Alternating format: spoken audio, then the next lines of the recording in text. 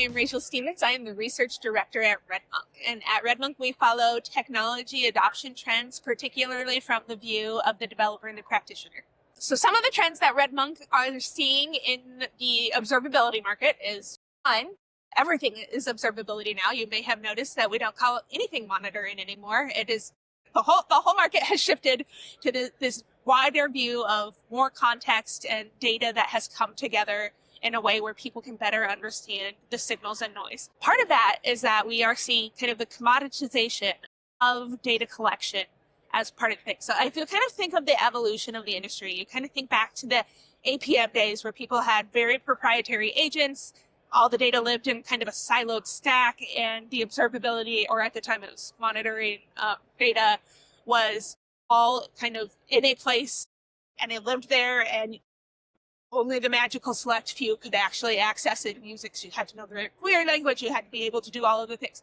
We started to see that ecosystem open up early. So we saw like the Elk stack was one example that we had things come through with like Prometheus and Grafana. And really what we saw, the big shift in how this ecosystem is coming together, was when OpenCensus and OpenTrace came together to form the OTel, the OpenTelemetry project. And the ecosystem has really rallied around that project as a standard and as a way for people to have their data ingested in common formats so that your data doesn't necessarily have to be instrumented one particular way for one particular vendor, and instead your data now has a way to just go into whatever system you need it to go into. If I'm thinking about the role of the open source community in conjunction with the vendor community, all of them have roles to play, and we find people who are coming up with solutions all across that spectrum of fully open to fully vendorized, and then a whole bunch of flavors in between. So when we're looking at people who have decided that they want to do it fully themselves, sometimes it is that they have control and concerns on that front. Sometimes it's because they have cost concerns. Sometimes they're just bootstrapping something. Usually when we're seeing large scale organizations with production-based observability, they have brought a vendor in, sometimes many vendors in actually, so it just depends. But what we are seeing is that people want at least that promise of portability of their data and being able to use the value add of the vendor and the vendor system on top of their data that they're ingesting, sometimes using proprietary agents, but oftentimes more now using OTel instrumentation. Right now, we're seeing the volume of data that people are trying to collect and sift through has always been, I think that's a perennial thing when people are talking about logs, is like, how am I supposed to actually find the needle in the haystack and a whole bunch of logs? I think we're seeing that to an even greater degree right now, not just in logs, but in everything. We have so much data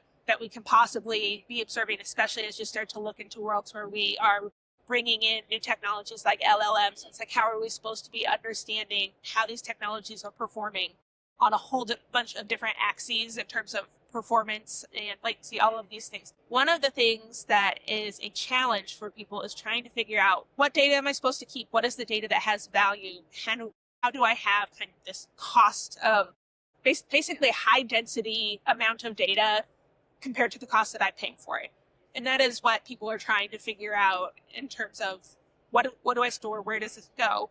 And so one of the things that we're seeing people play with is, can some of this data live in like a generic data lake, rehydrate it as needed? Do we need to sample? Do we need to figure out how to ingest only certain things? Are some things going to be changed from logs to metrics? Like, all of these things are in play all of the time, and people are just trying to perpetually hone what it is that they are doing so that their data is not absolutely exploding and their costs are not exploding. So I think the quality of the data is absolutely a question for a lot of people. It's like, do I need to instrument better, or do I even have the capability to instrument better, or can the tool help me do that? Or even more into the future, it's like, can LLMs help me understand what my data is without kind of that heavy lift on the front end? All of that is fair. But it's also really, like, those are an expensive way to solve problems most of the time. And so if you can get to a point where you have found an observability vendor that can help you sift through the data, find that signal and noise, help you proactively find what it is that is an issue and surface things for you so that you're not, so if your solution is just like, I'm going to throw all my raw logs into the LLM and the LLM will, it's like, that's not a good solution. Like, people have solved this problem already. There are tons of vendors on the show floor who have figured out at least some of those basics. So, like, you don't have to reinvent the wheel, I guess is what I'm saying. I think there's a lot of promise in kind of some of these augmentation tools that are coming via AI. So can we help people detect possible root causes faster? Can we help them kind of correlate events so things are less noisy? Can we help make it so that people are able to kind of try multiple paths in parallel? Possibly it's like, is it this or is it that? And I can kind of explore at the same time rather than having to do everything serially. All of those are really great potential use cases for applying AI into your observability, but it's also still really early. We start to say that AI is going to fix some of these problems because I think that so much of it still requires human judgment, understanding of your system, and making sure that you have kind of that context. It's not the LLM context, it's that human organization context, and that the socio-technical systems have to come together so that the AI is supportive. There's a couple of ways we can think about the way that observability data is opening up.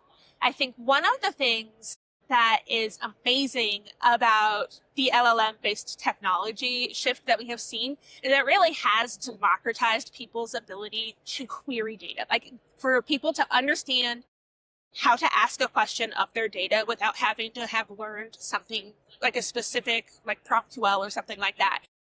Instead of having to know a query language, I can go into these tools, ask a natural language question, and start to get some degree of answers. So it means that we don't have to have quite as tight of a hold on who has access to the system and who's able to derive value from the system, because it's easier and the UX is easier for people to understand things.